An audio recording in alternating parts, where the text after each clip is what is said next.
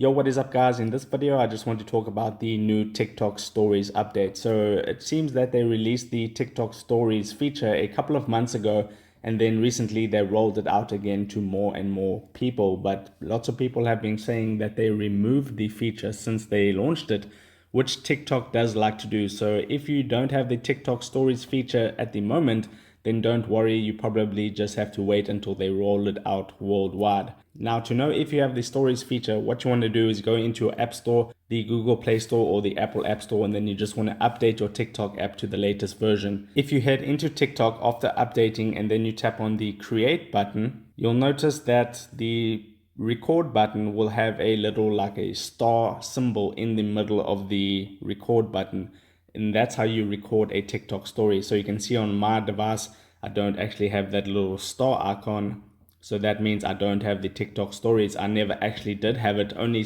a certain amount of people had the TikTok stories feature. So don't be alarmed if you got the feature and then it disappeared after a couple of days. The same thing happened with the TikTok group chat feature. They released it and then they took it away for some reason. So that's just a quick and short update video. If this video helped you out, don't forget to drop a like onto it and subscribe for more, and I'll see you in the next video. Take care.